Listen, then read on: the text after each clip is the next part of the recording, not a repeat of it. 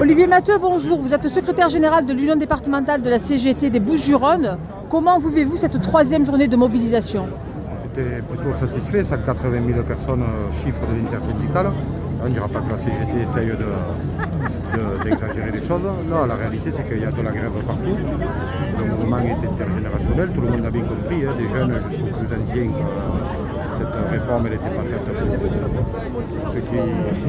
pour ceux qui créent les richesses ou ceux qui auront à les créer, qui devront travailler, mais bien pour continuer à gaver une poignée de privilégiés. Tout ça se fait dans un moment où le CAC 40 annonce 80 milliards de bénéfices. Il y a pratiquement autant d'évasion fiscale. Je peux vous garantir que ce n'est pas les retraités qui crèvent de faim, ni les smicards qui font de l'évasion fiscale. Et ça rend ça encore plus inacceptable et injuste et brutal. Donc le gouvernement fait mine de passer par-dessus la mobilisation, par-dessus l'opinion. Il va le regretter. Madame Borne parie justement sur l'essoufflement de la mobilisation due à l'inflation et de la perte de salaire de certains salariés. Qu'est-ce que vous lui répondez? Madame Borne, depuis qu'elle parle de la réforme, elle donne du souffle au mouvement. Donc c'est important qu'elle continue à parler de sa réforme, qu'elle continue à la vendre. Si elle prend les travailleurs pour des imbéciles dans ce pays, c'est son problème à elle, mais elle finira par le regretter. Mais le problème de Madame Borne, peut-être, c'est qu'elle elle ne parle que de la réforme, mais elle ne met pas justement l'intersyndicale autour de la table, dont vous faites partie. Elle n'écoute pas les syndicats, elle n'écoute pas la rue, et elle est plongée dans un mutisme qui est rare. Qu'est-ce que ça déclenche chez vous et chez les syndiqués? C'est peut-être bizarre ce que je vais vous dire, mais c'est très bien qu'elle ne mette personne autour de la table, parce que sa réforme, elle va la retirer, il n'y a rien à négocier. Voilà. C'est les 64 ans, c'est non. Et là maintenant, on va aller jusqu'à lui imposer de dire la vérité sur les possibilités qu'il existe dans le pays, d'aller à la retraite à 60 ans, avec un SMIC à 2000 €, pas de pension en dessous du SMIC, 55 ans pour les métiers pénibles, et les 32 heures. Parce que ce qu'il faut, c'est donner du travail aux jeunes et laisser les vieux tranquilles.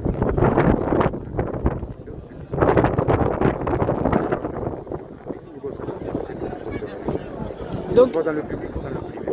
Qu'elle continue à s'entêter, elle, ses ministres, son président, sa toute petite majorité qui est à l'agonie à l'Assemblée nationale et qui est obligée de hurler du matin au soir pour dire qu'il faut trouver sa réforme alors qu'ils n'arrivent même pas à emporter la majorité.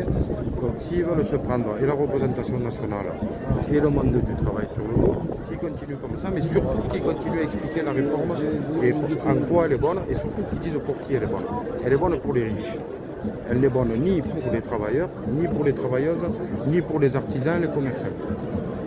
Elle est bonne que pour ceux qui vivent du travail des autres. Et donc les profiteurs qui sont au CAC 40. Donc le bras de fer que vous engagez aujourd'hui et son mutisme et son mépris a déclenché en fait un bras de fer qui va au-delà de la retraite à 64 ans et donc bien de redonner du pouvoir aux citoyens. C'est un combat pour la justice sociale. Quand on travaille, on prend une retraite décente. Quand on est jeune, on fait des études, on peut être pénalisé. Quand on est chômeur et précaire, presque.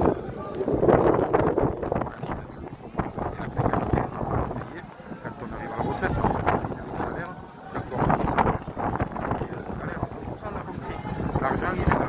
100 milliards de plus sur le budget de l'armée pour filer 400 milliards pour envoyer des canons partout dans le monde.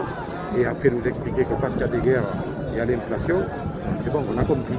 Nous avons compris. Nous allons aller chercher ce qui nous revient. C'est-à-dire les richesses que nous créons pour en faire autre chose que de l'armement ou de la spéculation. Et est-ce que vous envisagez, le cas échéant, si c'est nécessaire, de vrais blocages? Ah, mais il ne s'agit pas de blocage. Quand les travailleurs arrêtent de travailler, ce n'est pas des blocages, c'est la grève. D'accord. Et on entend parfois appeler à la grève générale, ça ne sert à rien. Il faut le construire avec les travailleurs et le coordonner. L'économie est ainsi faite aujourd'hui qu'on est à flux tendu de partout. Donc si elle s'organise bien, il n'y aura pas de bateau, il n'y aura pas de train, il n'y aura pas de camion, il n'y aura pas d'électricité, pas d'essence. Tout ça, ça va aller très vite. Les travailleurs ont entre leurs mains une puissance qui ne soupçonnent peut-être pas, ou peut-être pas assez, mais ils ont entre les mains la possibilité de les faire plier. Donc nous comprenons bien que votre détermination et votre mobilisation restent intactes. À tout point de vue, on va les ruiner. Je vous remercie, monsieur. Merci.